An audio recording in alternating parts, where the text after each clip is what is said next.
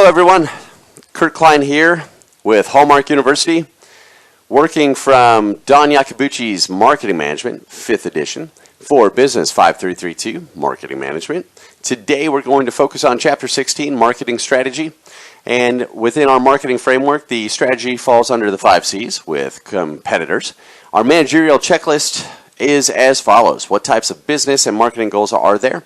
What is marketing strategy? How do we do strategy? And what are the key marketing metrics we want on our dashboard? So, discussion question 1. How can companies become more profitable? And before you say make more profits, I think we're thinking of it a little bit more effectively, right? How do we make things more efficiently? In building our long-term picture, 10-year to 15-year outlook for our distillery, we've decided that if we can figure a way to control the temperature, the ambient temperature of the inside of the distillery at about 72 degrees year-round, we can cut our electricity bills in half. And when you're looking at a $10,000 monthly electricity bill, that's significant, right? The question is, how do we do it? We're looking at working with some engineers to build what's known as an earth ship to create the heat sinks necessary to keep that ambient temperature indoors at 72 degrees.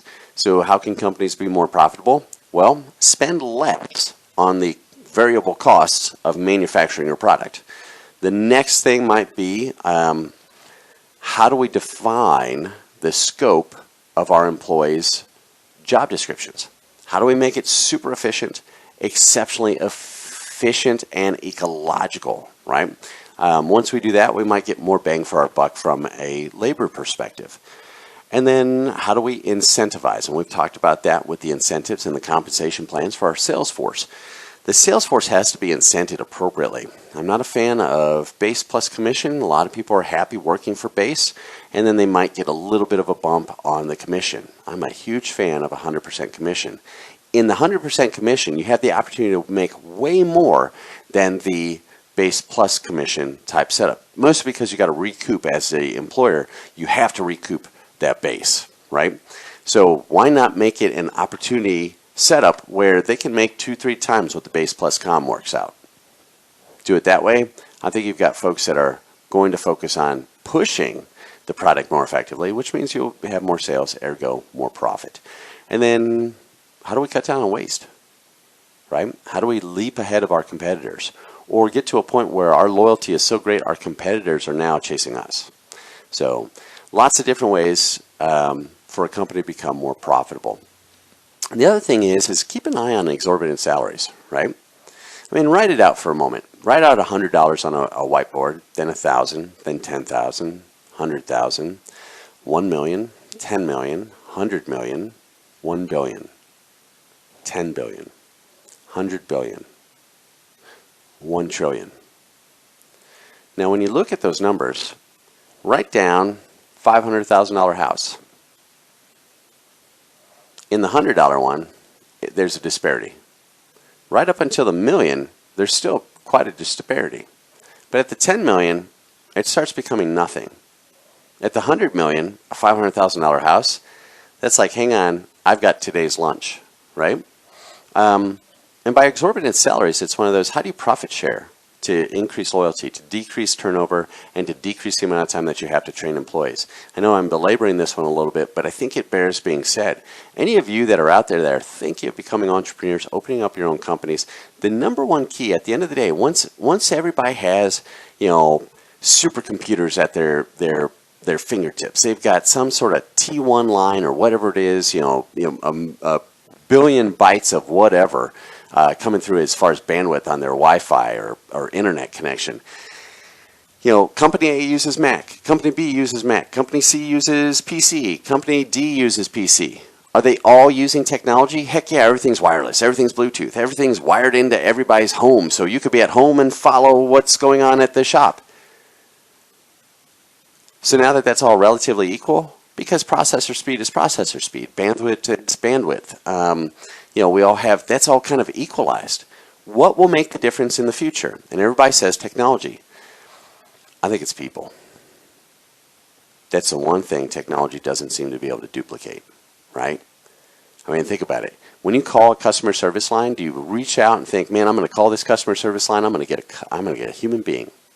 I'm going to get a human being in the same country I'm in. Right? Think that through for a second. When you pick up the phone and you know, I might actually get a hold of the CEO. Would you call for a customer service complaint? Heck yeah, you would. Why? The people. They make all the difference. So when we think about becoming more profitable, how do we make the pay scales equitable? So when you think about that, look at that $100 to $1 trillion example written out, and then, what if you were to buy a $500,000 house or $500,000 car? How much money do you need?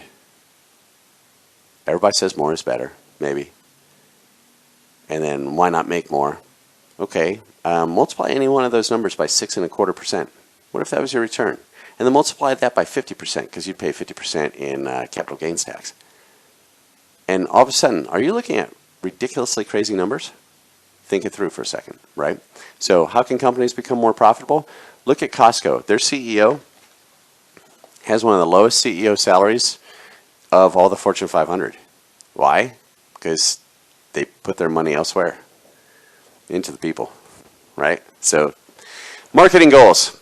Profit equals sales revenue minus cost. Makes sense, right? It cost us $10 to make it. We sold it for $20. We made $10 profit. But did we? That's EBITDA. Earnings before interest, taxes, depreciation, and amortization. After we take everything else out, then it's profit. So it might end up being like $2 or $3. Sales revenue equals sales volume times price. Makes sense. Cost equals variable cost plus fixed costs. So variable costs, the electricity, raw material. Fixed costs, we know we've got a 30-year mortgage on our building. It's the same price all the time. Next variable cost, taxes, right? Excise tax, property tax, that sort of thing. Thus, profit equals sales volume times price minus variable cost multiplied by unit cost times sales volume. That's all in parentheses in a bracket, plus fixed costs. So when you think of it, it's, algebra. So growing profit is the ultimate marketing goal. At the end of the day, that's the bottom line, right? So increasing profitability, so increase sales revenue, increase sales volume, change your price, grow the overall market, raise prices and or customer benefits, decrease costs, decrease variable costs, decrease fixed cost. Lifetime Fitness, when I worked there, they went from fluorescent lights to LEDs across the board. That was a massive improvement in our electricity bill. We're talking like thousands of dollars monthly per location. At 100 locations, that's a lot of money. Spend less on advertising or administrative stuff. Seek suppliers who are cheaper but same quality. So, always making a better mousetrap there. To increase profitability, companies can increase their sales volume, change their prices, or decrease their costs. That's basically it.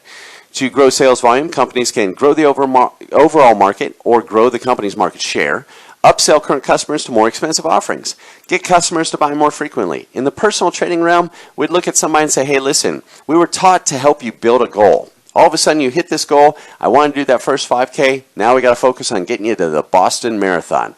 You were training once a week. We should do 2 or 3 times or maybe 4 times a week. Which one do you want? Now think about that sales pitch. 2 times, 3 times, or 4 times a week. The average individual will pick the middle. We just tripled your number of sales, right? Because you went from 1 times a week to 3 times a week. So get customers to buy more frequently. There you go. Steal customers from competitors. Lifetime Fitness did that very handily because if you look at a 10-year-old Golds and a brand new Lifetime Fitness, it's not even apples to oranges. It's apples to Lord knows what, fish droppings, right? I mean, there's no comparison. Pursue another segment. How do we find another group to sell to? To grow sales volume, companies can create new products. At Lifetime Fitness, we started off with personal training. And then we had boot camp. And then we had like a Biggest Loser program called Team Weight Loss. And then there was Team Fitness. And then there was an Alpha program. And then we decided to sell sports watches. And then heart rate monitors with sports watches. And then GPS trackers. And, blood testing. Whoa, supplements. Not just vitamins, but you name it. Supplements that match the blood testing. What are we talking about? It was a gym. right? Pretty impressive. So create new products, create new categories, and tap into new segments. Reduce brand switching by enhancing the brand. Raise customer satisfaction. We were constantly pushing customer satisfaction. Add value through a loyalty program. We had that as well. Raise switching costs so leaving brand is unattractive. So if you do come back, well, there's a $200 initiation fee, and people are like, whoa, I just wanted to try it.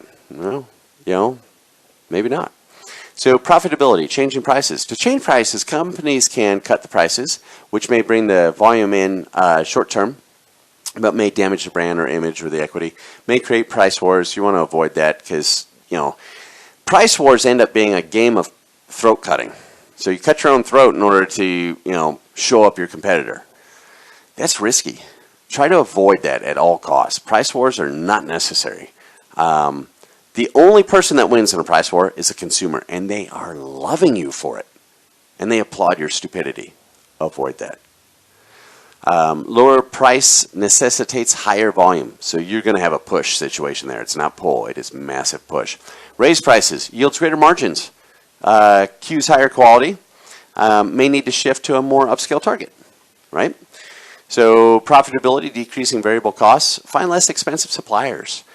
Outsource parts of the business to partners who are more efficient. Become a niche provider to keep units down and price higher for special customers. Decrease fixed costs. Companies can spend less on R&D. They can spend less on advertising, be more creative and efficient with their spending. They can milk the brand. Don't spend on continued development or maintenance. Put the lights on a timer. Lower your ambient temperature in the winter. Don't keep the heat running. This summer, if you're in Texas, don't do that. The reverse of that just is terrible. So, how do you become more efficient? I'm a huge fan of I think it was Google that came up with Google Time, right? 10, 20% of your week you're spent on creating efficiencies for the company. Whatever pet project you want, you're able to spend that time, that allotted time, because we block it out in your calendar. Now you're leveraging the brain power at your particular company. More companies should do that. And the ones that are like, no, we've got it figured out, we don't need your help. Einstein was a patent clerk, right? And people are like, yeah, we know that. Think that through. Einstein was a patent clerk. A clerk. He was a secretary of some sort. Not that there's anything wrong with that. But he understood physics. So all of a sudden, this guy was catapulted to that next level. We need the lowest common denominators innovation.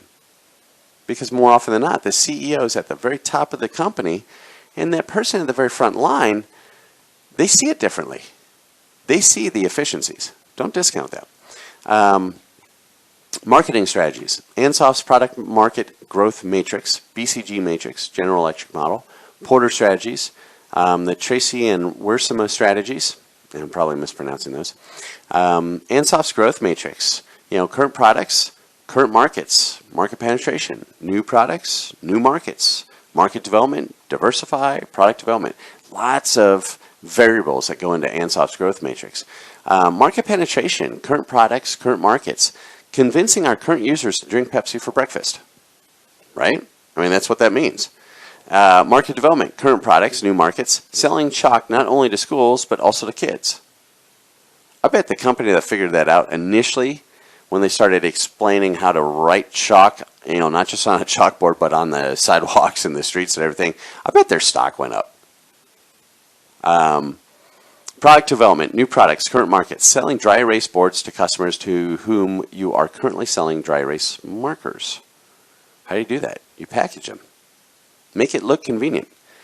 Years ago, my wife bought a dry erase board about yay big because it came with a whole package of cool, brightly colored dry erase markers, and it was in the shape of a calendar.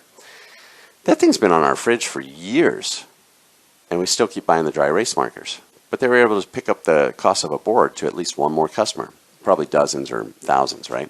Diversification, new products, new markets. A bookstore selling music. Back in the day, that was huge. The first bookstore to add a CD section or a tape section or an LP section went through the roof. Swing into a Barnes & Noble if there are any left, right? And you'll find out.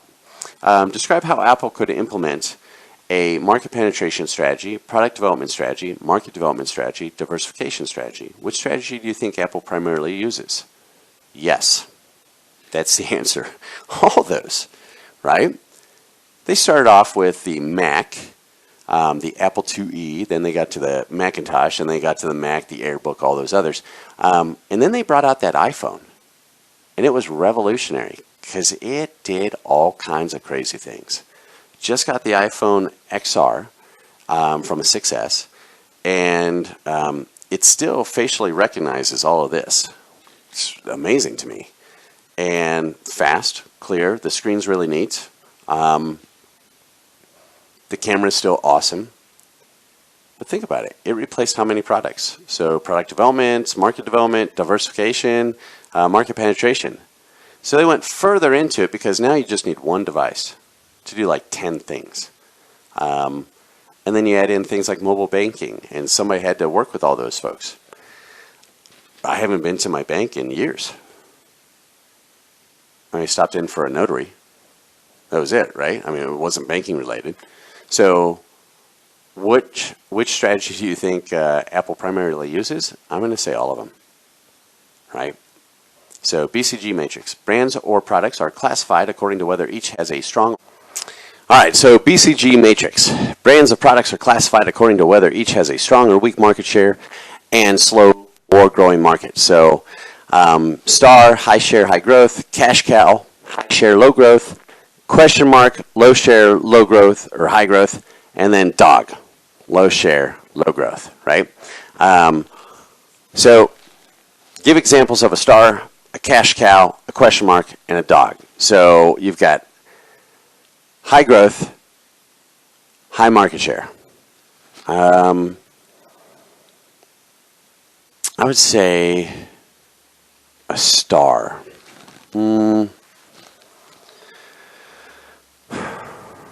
CrossFit. They seem to be popping up everywhere still, and it's been years, so good job for them. Cash cow, maybe a lower market growth rate, but high market share. McDonald's franchise. A question mark, Arby's, right? Burger King. And then a dog. Oh gosh. I would not do a Sears franchise. Didn't know they made those, right? So local Sears stores back in the day, they were a franchise or an Ace franchise or something like that, because they seem like they don't have the growth. And it's because they're not positioned correctly at this point in time, right? So stars, optimize or hold. Cash cows, you want to milk them.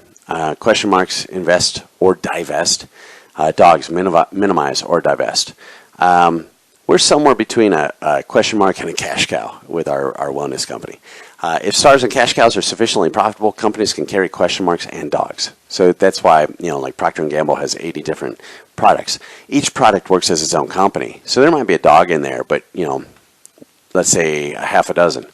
Well, if you got a half a dozen out of those 80, you still got 74 pumping right away, so they can carry that to a certain degree. So you can move money around and make sure that everybody stays afloat until you figure out the strategy to either divest, invest, minimize, that sort of thing.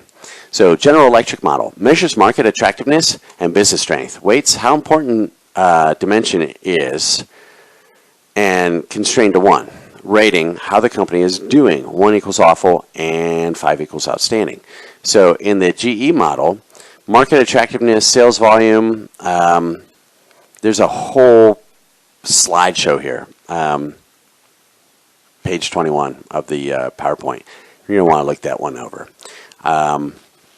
So if it's got high market attractiveness and super strong business strength, you want to protect that brand, right?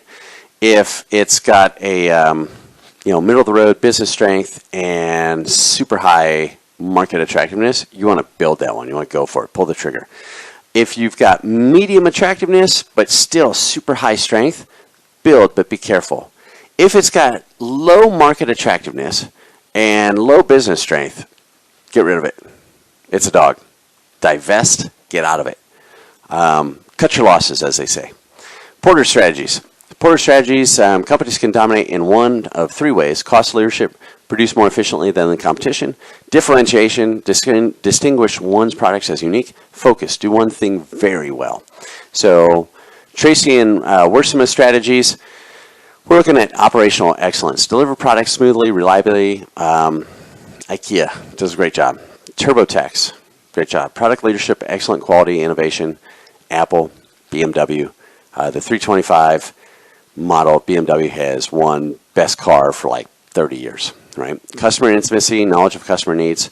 Amazon, Home Depot, they know what you need. They've got it right there.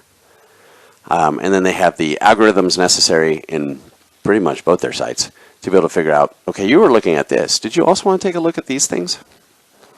Companies must know its 5 C's and understand its identity. So this is the doing strategy, right? You've got to know your 5 C's. And when we think about the 5 C's, everybody comes back and they go, okay, I know customer was in there somewhere.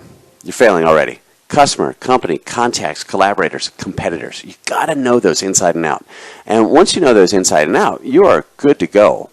So when we think about it, the reason to revisit strategic planning, or reasons to revisit strategic planning, are revisit the assumptions, launch new initiatives, when contextual issues change, when financial performance changes. Your 5 C's are going to help you to understand this, right? SWOT analysis. Everybody rolls their eyes when they hear SWOT. Strengths, weaknesses, opportunities, threats. If it's awesome strength, and it's something that the company does really well and it's favorable, then whatever it is, you should keep doing it, right? If it's not, if it's something that your company couldn't find their way if you lit up the road and only that road, right? Then that's a threat. Now the question is, do we want to develop that so it's no longer a threat?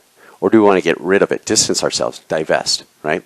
SWOT, strengths and weaknesses. Understand the identity in the marketplace. Is the company innovative or conservative? Offensive or defensive? Leaders, followers, quick followers, also-rans, or barely in the games? Companies may behave differently in different industries. Company approach may vary with product life cycles, 5 C's, etc. So understand your identity in the marketplace. We are a no-frills wellness shop. You want to get down to serious basics? We've got you covered. And we let everybody know. The coddlers, they'd be down the street. We're not the coddlers. You want to tell me all kinds of rationale behind why you can't get whatever you're doing? From our business philosophy perspective, everybody in the community understands it. Yeah, we just don't. You should go somewhere else, right? You want to give somebody excuses? I really don't like taking money just to hear excuses. I want results, because you're going to go out into the world, you're going to tell everybody where you're training, and they're going to equate your results, what they can see, head to toe, with my reputation. So I only want serious folks, right? Okay, so do something differently, right? Let's make more money. State sales objectives in terms of currency. We want to make $5.6 million extra dollars per year. Boom. Market share. We want to get 10% more of the market. Units. We want to sell 100,000 units. Change from last year or quarter. Year-over-year sales growth, I want to see 25% improvement. That means if we were selling 4, we got to sell 5, right? Region. We want to dominate the Gulf states. That's a region. Growth. After we dominate the Gulf states, I want to move up the East Coast. ROI, ROE, ROM, etc. Let's delight our customers, enhance customer satisfaction, create loyalty programs, reward your customers, and offer personalization. Let's reposition our brand. Must integrate all the 4 Ps, right? If you're doing something differently. Change the product, the place, the price, and or the promotion. At some point in time, our lease price will get too high. We're locked in for another 4 years, but after that, we're shopping for a new place, because I will not go through another price hike. Which means we'll probably go out a little bit further or go in a little bit cheaper. We'll need to find a lesser building of some sort and then make that environment awesome. And hopefully we can expand a little bit. I'd like to see a bigger gym. Goals beyond marketing, charitable or community contributions, boosting stability of local employment, demonstrating leadership in environmentally friendly business practices, marketing metrics, measure what matters, profitability, sales, share, average prices, levels of awareness, customer satisfaction, employee satisfaction. While that might be the last one on that list, take care of the people that take care of your people, right? So if you're the CEO of your company and or you're the VP of Lord knows what, take care of your people. Because are you the person selling? At Lifetime Fitness, I was known as a personal training department head, which was technically like a fitness director level position. I had multiple managers that were reporting to me. I was overseeing a multi-million-dollar annual revenue goal. I am excellent at sales. I don't think I could have sold all that we sold at Lifetime Fitness by myself. All right, managerial recap for Chapter 16. Before making strategy changes, conduct a self-assessment. Consider what to change. Target, segment, product, price, place, or promotion. There are many ways to increase profitability, and some may fit corporate culture and strengths, and there are goals beyond profitability, right? Sustainability might be one of those as well. And it seems like profitability and sustainability are the same thing. They're an interesting matrix, right? So always focus on the evaluation. And we talked about the marketing metrics. Measure what matters. Again, profitability, sales, share, average prices, levels of awareness, customer satisfaction, employee satisfaction. So lots of different ways to increase profitability. You could have a wholesale firing. Instead of paying out that labor, you'd have profit, right? What's the sustainability? See the intertwining? So before making strategy changes, conduct that self-assessment. Figure out where you're at and then meet yourself there. And I know that seems weird, but meet yourself where you're at. Own it. And then work towards the solution to fix it. All right, folks. That's the end of Chapter 16. See you next time.